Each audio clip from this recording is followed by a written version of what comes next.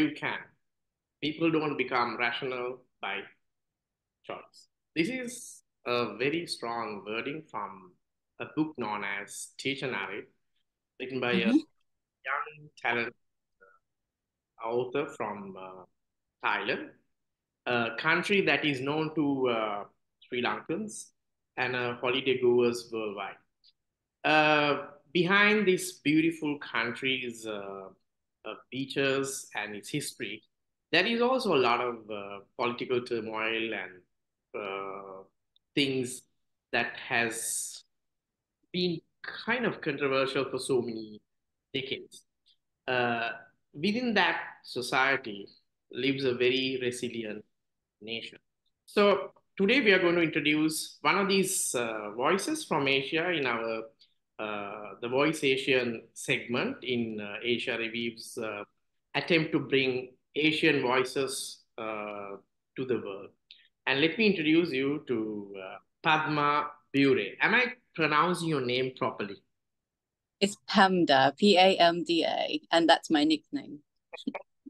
Okay, so first of all, since I kind of would like to hear who you are as a person, not just as a writer, kindly give an introduction of who you are, how to pronounce your name properly to the readers of and the viewers of Asian Review. Well, who I am is very difficult to answer. I don't, apart from being an author, then I don't really know who I am. Um, it's difficult. I've been writing as a part-time job, as a sideline to my parents' business. I've been helping them doing a boutique hotel. So it's kind of surprised me that I got this publishing contract and now I have a title. Otherwise I'm just a person, I guess.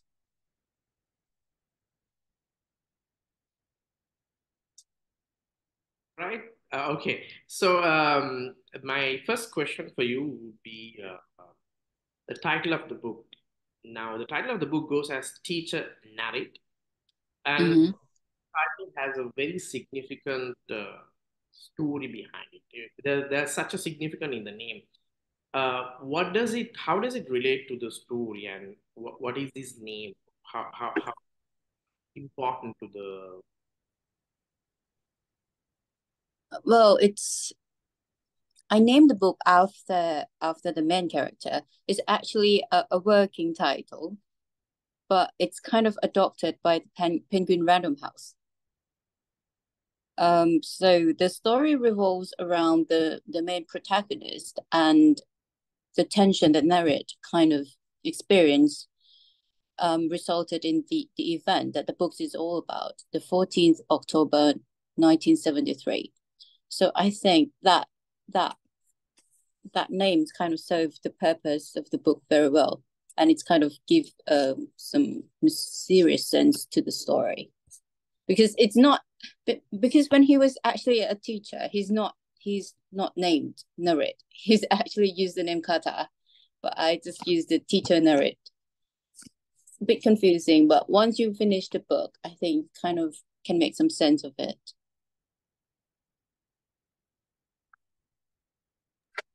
Yeah. Talks about a historical event, well, an unfortunate event that happened in 1973, just like you mentioned, the October Revolution. So, Mm-hmm. this historical context impact, title and its characters. So sorry, could you repeat the question again?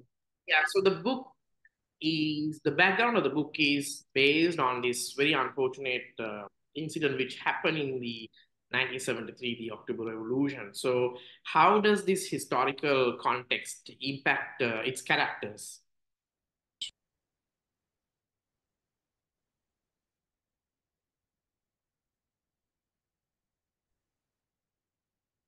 Do you want me to repeat the question?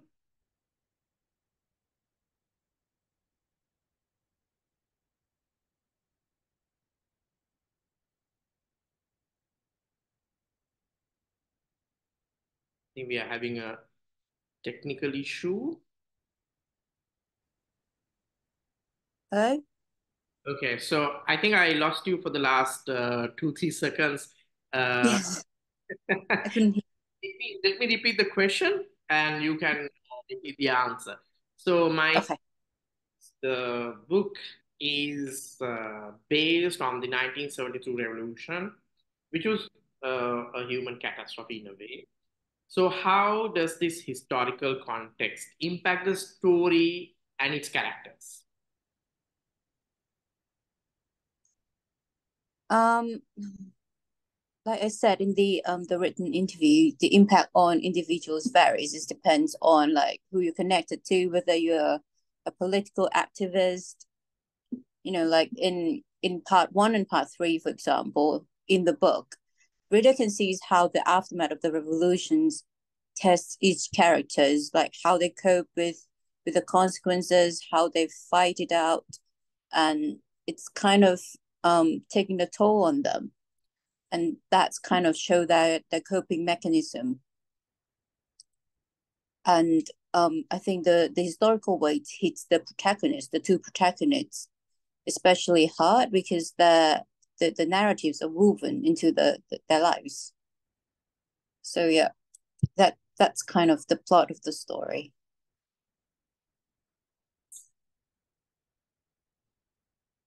I mean, Thailand is surrounded by a lot of geopolitical heavyweights. I mean, especially the time that the book was based on, Mm-hmm, from the Vietnam War to the Chinese Cultural Revolution and the coup, mm-hmm. all that. So, has the book touched these historical geopolitical context? Because Thailand has, faced to realities as it went through a kind of big impactful changes. So how Mm-hmm. part has been captured in the book? Um, so during that period, Thailand is kind of under this paternalistic realm. So it's been like if everyone is happy to go on with their lives as normal. They don't really care if the politicians are corrupted. So, but this time, I think they go a little bit too far, one step too far, and because of the influence of communists, like equalities, democratics, that the student has the voice. So all these new generations, they think they can make changes to the existing um system. Um, hang on. So yeah, the revolution wouldn't happen if there is no contrast between the two, the ruling ideology and the one who's the under control. So there's a fight of ideologies, like we want a new constitution, we want equalities, we want to have a voice, we want to kind of have a say of what what the how the country should be ruled or administered, so that it's fair for everyone. So because of these external ideologies that's coming in, so people kind of have different opinions about how things should be done. So that's kind of the main where it's the whole thing got ignited. Yeah. Your the main protagonist, the teacher, he goes through phases of changes. His Mm-hmm, character evolving. mm-hmm. Since you always tell part of the main part of the story through the protagonist, do you uh, kind of bring about any sense of reconciliation that the Thai society underwent from the 1973 to the latter part? Is there any connection between what the Thai society underwent in terms of the changes and the changes Teacher Narit, he himself, had to go through? After the revolution, Narit faces this entire disillusionment phase with Thailand. It's kind of a repetitive political recycling around the military. It's one after the other. And then there is no constitution. Constitution was kind of outdated and they want a new one. And yeah, I think instead of the story being about reconciliation, it's more about being a resignation. So it seems more like what Thai society seems to be going through. People just going back to where it was. So after the student revolution, if you read from the stories, it failed again, and another regime took over. There's another new government, and from there on, we have, I'm not sure, but we have a lot more constitutions being drafted and being used in Thailand up until the present day. If you look at the geopolitical histories of countries, I think after Peru, which has had an event full of military coups, like from its becoming a republic until the very last time. Mm-hmm. For the last 100 years, Thailand has gone through nearly 13 coups. So it's kind of history keeps repeating. Yeah. Latest grand show between how a party which tried to bring about the change and the voice of people had to be cut down with ideas. So, um, do you think that through Narit's character, do you feel like you talk about how the history keeps repeating, or do you kind of give a hope to the future generations, just like Thailand could finally see some kind of a different version of its political dynamic? Well, the funny thing about Thailand is that we always say we are a democratic society. They always say that regardless of the actual system, we kind of in it. So we don't really feel the drastic change. It's not like we lose the monarchy. The monarchy is always there. We never get rid of the monarchy. So say if the monarchy were to be written off, and we will feel that something instantly changed. We can mark the date where it's kind of there's abrupt change, there's a revolution, but it's not like that. We still democratic society, regardless of who rule it, regardless of whether it's a militaries or an ex-policeman or something like that. We still call it democratic. So you won't feel that a drastic change.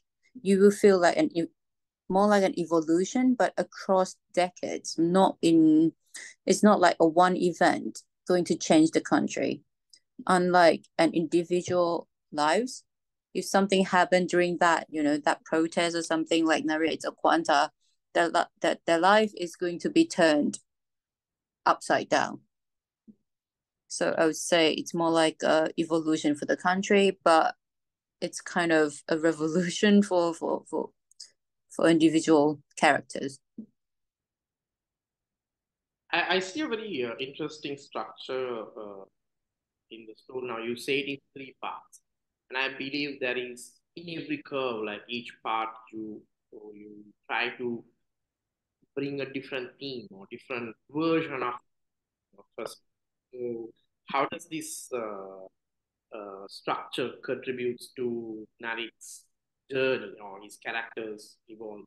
Like why you made it three parts and what's the significance of that? So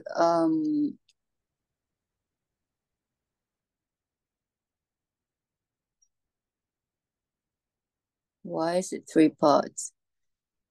Well, it's like I want to start when Narit kind of still struggling. I want to the whole structure to reflect what the characters are going through. So he's not resolved yet in his head. He's don't know where he's going. So he's still kind of going back to the past while still in the present.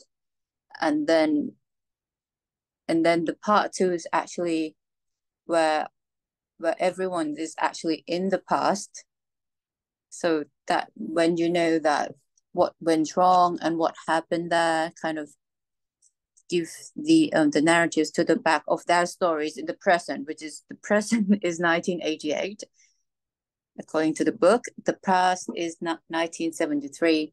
So the three parts also mirror narrate journeying back and forth between the version of his life, dreams, and reality. So yeah.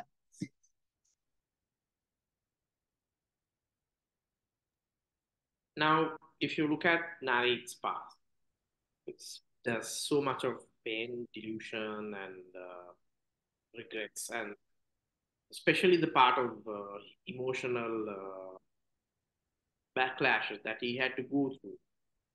Is do you give kind of a resemblance between his character and his emotions, and the emotions that probably the Thai society underwent at the time, losing their loved ones, losing their dream of a different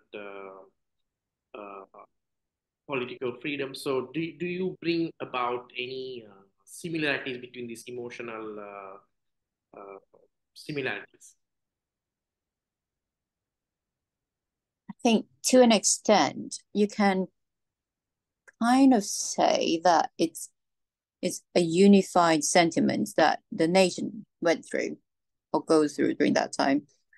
Um, but for Narit in particular, it's um, it's worse because the event affected him personally on a personal level. So he, like many other people, fled the countries and to start their lives anew. They go to the countryside, some go into hiding because, there's at one point the communist is kind of being hunted down. So they fled the capital and went to the countryside and hide until they receive a royal pardon afterwards. But because Nurit is not Nurit just find it really difficult to go back to the life he had before. So he kind of decided he'll stay in the countryside and kind of try to restart his life from there.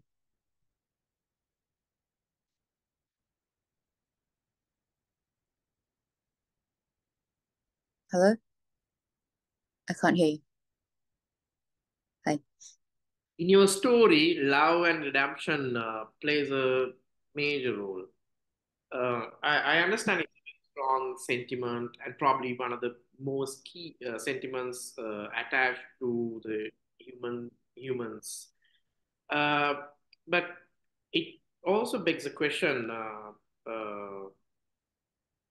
mean, what is the usage of the love and redemption between Narit's character, and what are the key moments that you try to bring these emotions, especially because when you say redemption, it's also gives kind of a way for a character to come out and be clean, be out of wrong. So just like you mentioned that people fled and there's some pardoned. So um, is there any similarity between that and what are the key moments where you bring about love and redemption in terms of the book? So when it comes to Narit's character, it's not about the actual pardon, that the actual royal pardon. He doesn't want to be pardoned for his role in the revolution. He's he doesn't regret it. Maybe he just feel disillusioned and a bit sad. So, I think the thing that made him feel very wrong is what was his behavior, but not his political stance, if you understand. So what he did during the revolution is more like on a personal level with his girlfriend and his friends and his sister and his family. So it's more like that's more like the the focus of what his guilt is all about. So I'd say the critical moment in the story unfolds during the the whole plot line, the whole plot resolution. It's when he kind of realized that he has a daughter, and he tried to visit her. Her existence forces him to confront his suppressed feelings of heartbreak and losses during the revolution, and unlike memories which he can manipulate, Darren is actually there, so he just have to kind of deal with it. Or how does he move forward? So he kind of trying to make peace with her, in a sense that if he made peace with her, he made peace with the past. Right. That will lead us to the next question.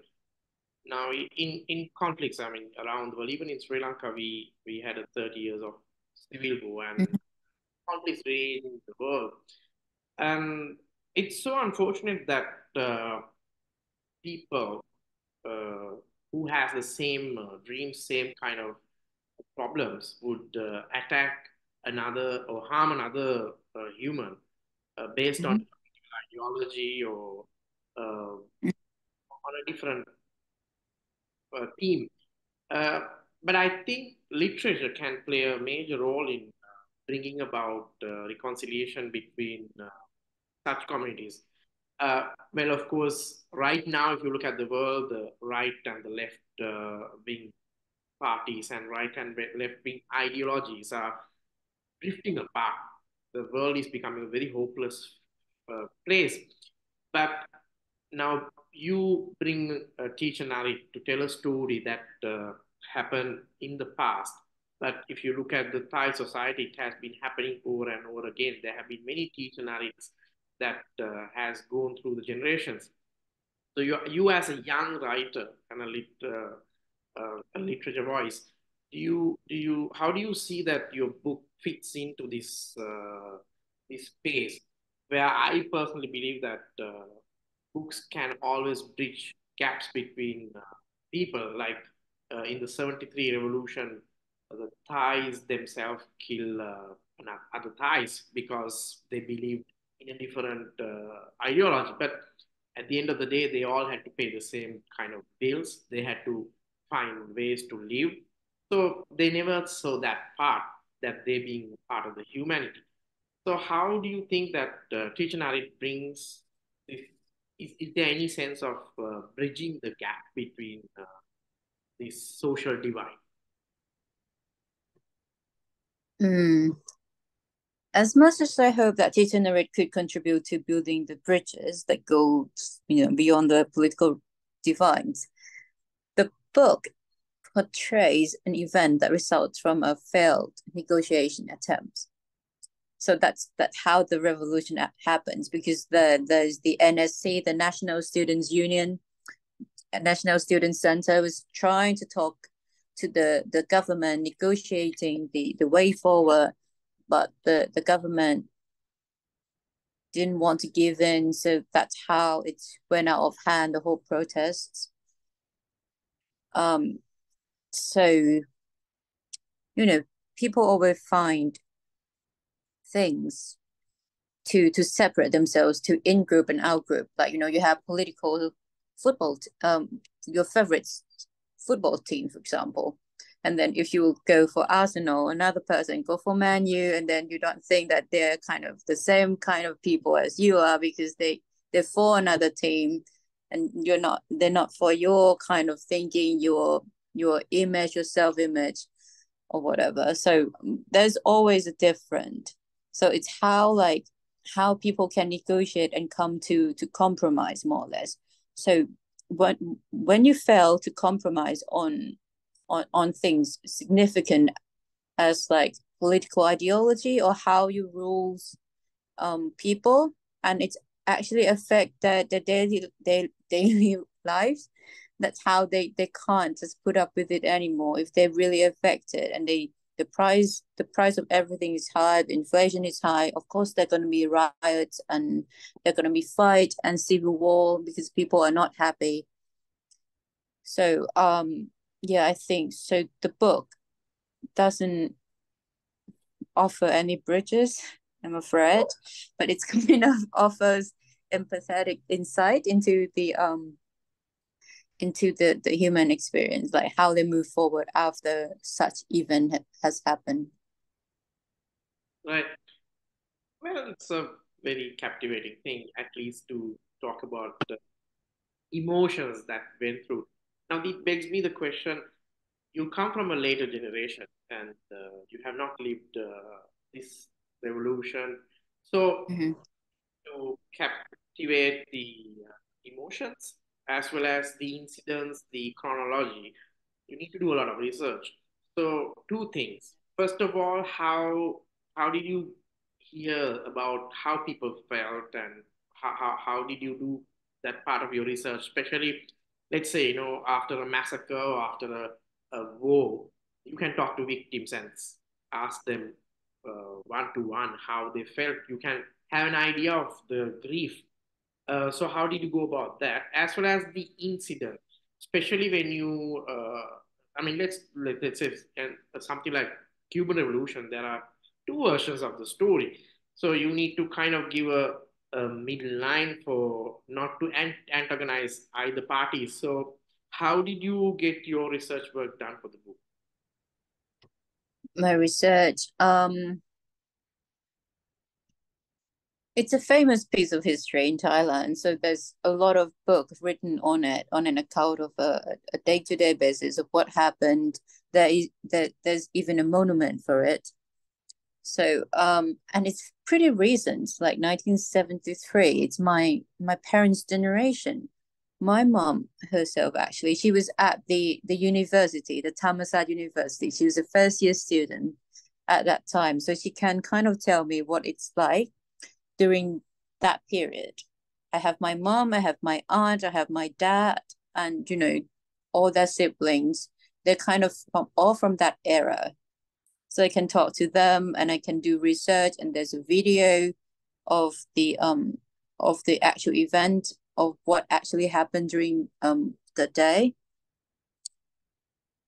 Um yeah, so I got lots of like tales from my aunt, mostly because she's she loves telling me stories. She's the one who kind of I get most of my inspirations from. She yeah. You wouldn't believe, I tried to do a research on the revolution and on the uh, main spaces. Probably you have so much of details within Thailand, but for an outsider to read or to research on this revolution, there's This, treasure available. I was a bit surprised, but I'm glad that Teacher Narit will open a way for the rest of the world to hear this story, and I'm sure this book will go around the world, translating to other languages, so that people oh, will I hope. that's people will have a better understanding of it. So that's why I kind of felt less informed on the event, but I read as much as possible. Uh, so this will set the next question now. You said you heard a storytelling by your aunt, and I'm sure she would have told you such a nice way that for you to capture all the emotions and words. So the setting now, your setting is on the northern Thailand. So have you lived there, and to bring that drop? I mean, like you should be very confident on details of the roads, the environment, people, food, all that. So how does this northern Thailand backdrop influences the character and the plot? And what's your experience of real life in? Mm-hmm. I'm sure writer can just paint anything that he imagines, but especially when you're talking about a particular region, you should know more details. So how was that? Yeah, so at that time I was helping out my family with my mom's business, and it was in Chiang Mai. So I have to go up there and kind of take care of the whole thing. And it was 2 years that I was in Chiang Mai, and I have the chance to travel to like smaller villages and provinces around the area. So that's how I come to contact with the way of life that is more simpler than what I'm used to. But in the sense that it's more peaceful. I When I was there, I have no doubt like why people want to kind of go there and start their life over, because it's kind of so far from removed from what they used to, and they and in a way that setting makes everything easier for them to kind of to start from zero. There's no complication. If you try and doing that in a bigger city, I think there's going to be a lot of a problem. It's not going to be as easy. Yeah. Right. And now you bring a very stark emotional conflict in Narit's character where he is kind of forced to seek forgiveness or to flee from his past. Mm-hmm. I think each of us has probably faced this dilemma in some part of our life. So, how does this choice symbolizes his internal conflict? And personally, what do you think about his decision? Choosing not to run away but to seek forgiveness. So, how does this? What's your thought on that? Uh-huh. Yeah. So on one hand, he wants to kind of focus on the future of what he could happen. But on the other, because of what happened in the past, he's kind of conditioned to believe that everything gonna fail. However hard he tries, it's not gonna work out. So that's what he's been doing really. He keep running away, even when he's actually in the countryside and restarted his life. He's still kind of escaping that this escapism, like like going back to the past and think like what could have been, what could happen, and his realities, his actual life, it's just to function in a way that he could make no mistake. He has a proper schedule. So every day he pushed himself to go to school and teach and take responsibilities, so that he's kind of, focused on the thing that he has to do, and then don't have to worry about what the future would bring. So change is very difficult for him. It's risky. So yeah, he's very stubborn as a character. So towards the end, it's a small but necessary step forwards when he tried to look for forgiveness instead of trying to flee again and escape his own feelings.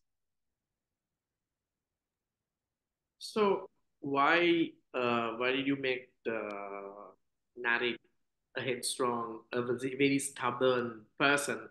Uh, is it the nature of the Thai society, or was it your own self portraying your own self, or was it really necessary that you had to make him such a stubborn man? What does it symbolizes? Well, yeah, the part of him is very similar to me. There are people who ask me like, why would you write a character and you kind of represent the voice in like you choose a male character instead of a female character when I'm actually a female writer, but I choose to kind of voice what I think sometimes through him. So I think I have similar characters or personalities. I'm very stubborn myself. I'm very skeptical about stuff, and I've been through several.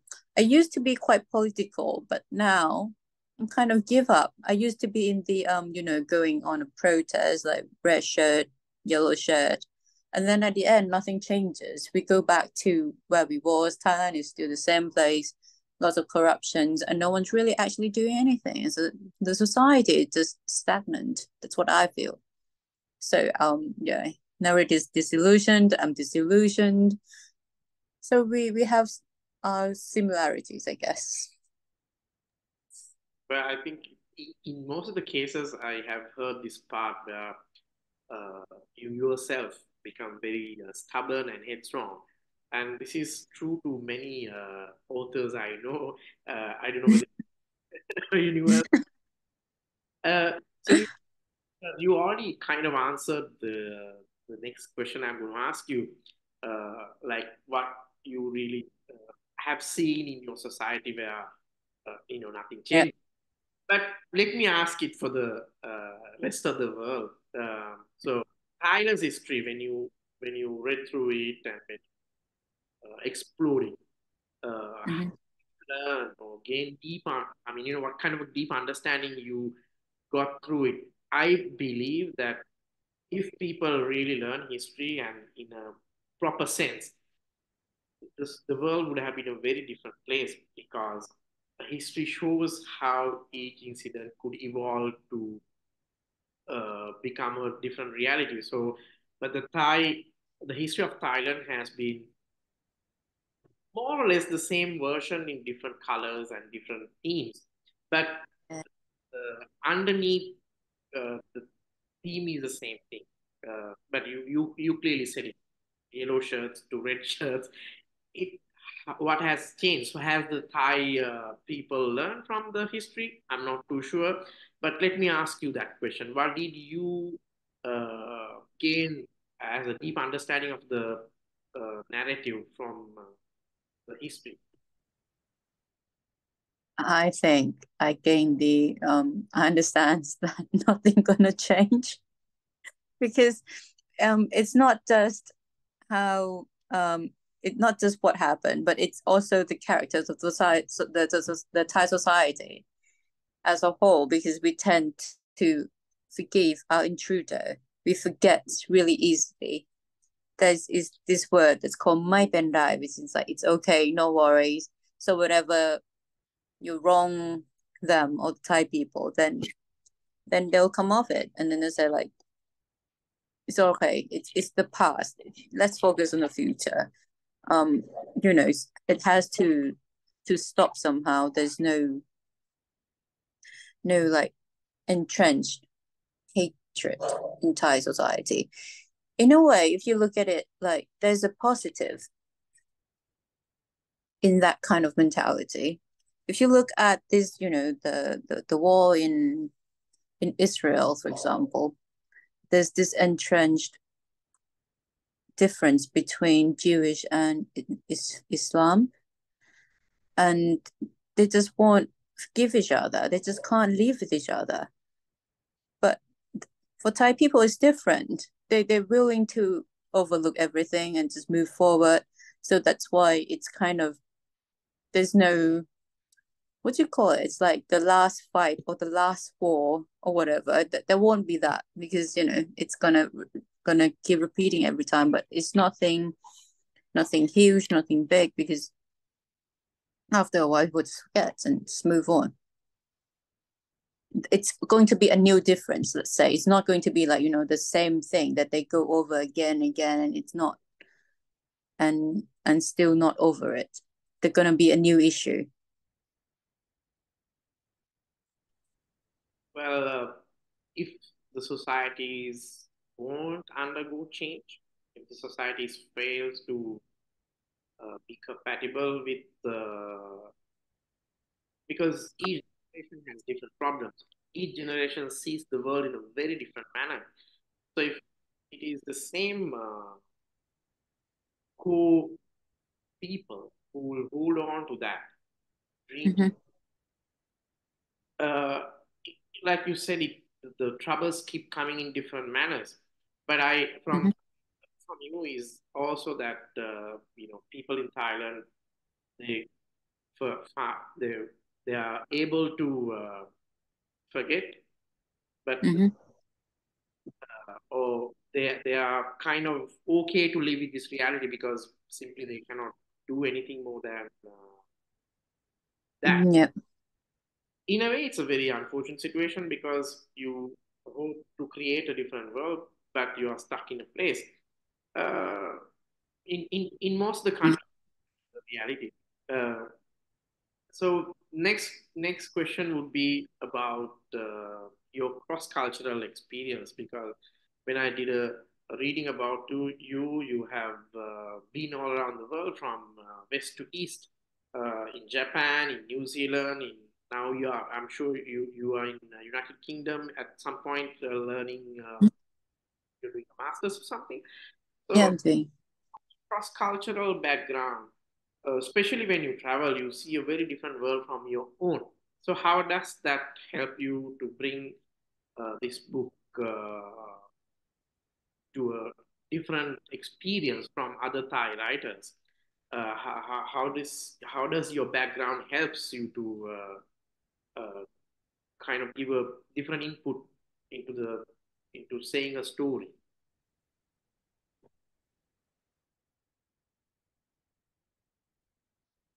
To be honest, I haven't read that many books on Thai writer writing about Thailand.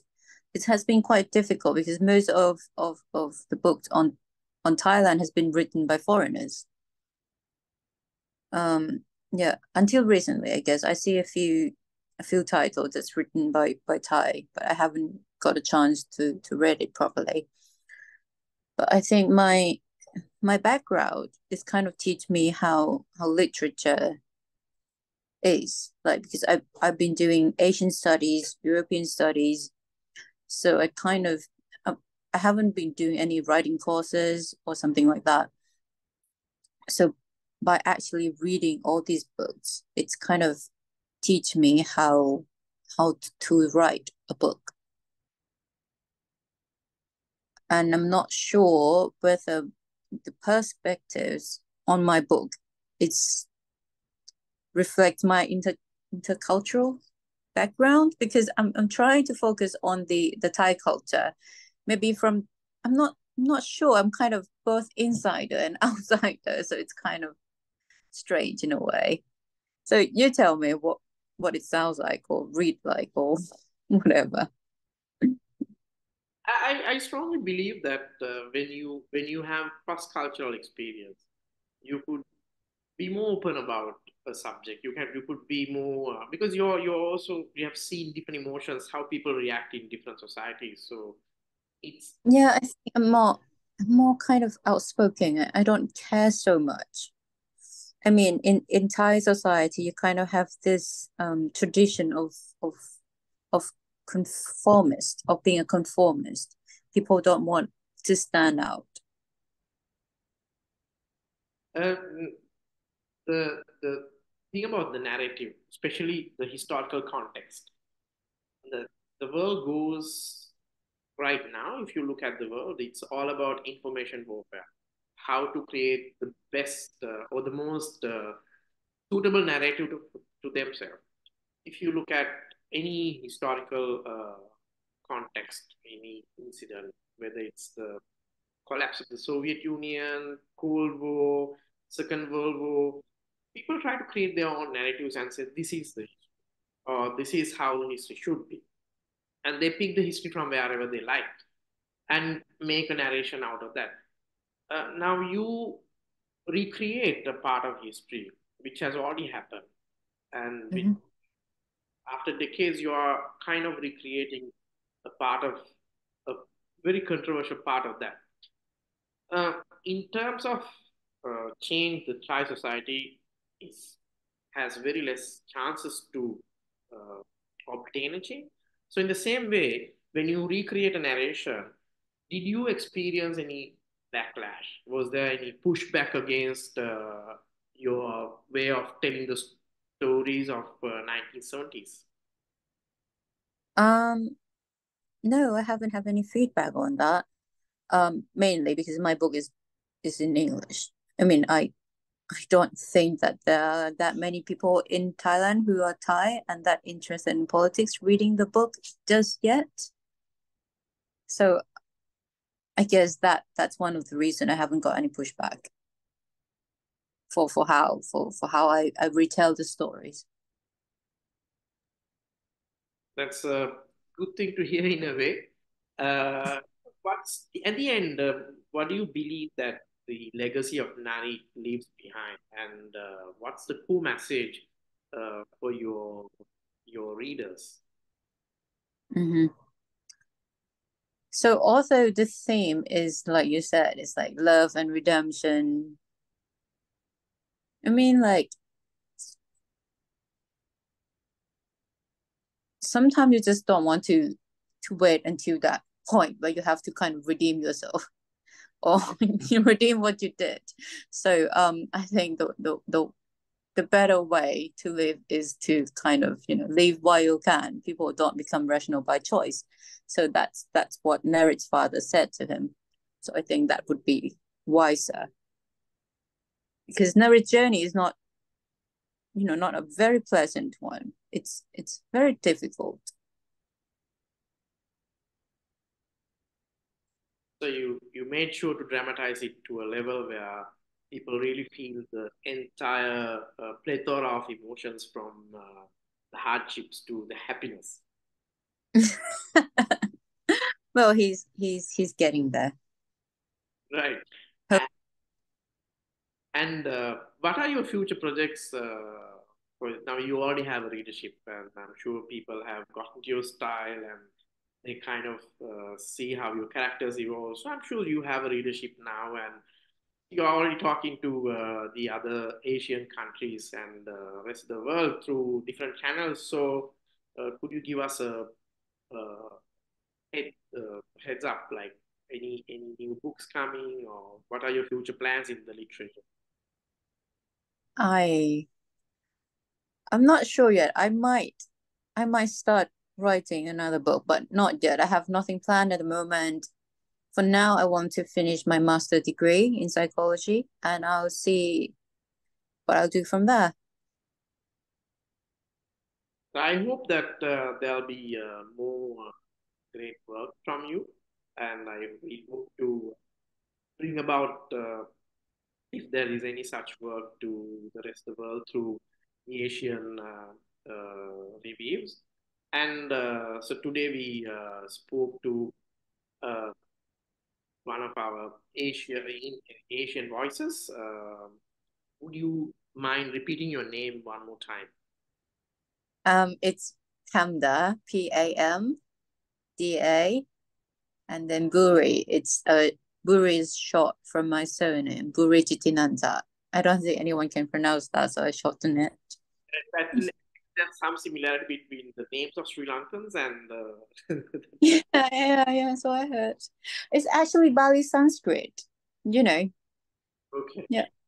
So Pamda, we spoke about Teacher Narit, her book, and it's something that we have already spoken on the Asian Review. So today we spoke to her, and we recommend you to read the book uh, to have a understanding of one part of the history in Thailand and its society. And we wish you good luck for future projects, and we hope to be in touch if at all you do any other work in the literature field. And I thank you Sure. for your time and wish you good luck from the Asian Review. And happy to have an Asian voice blooming. Thank you.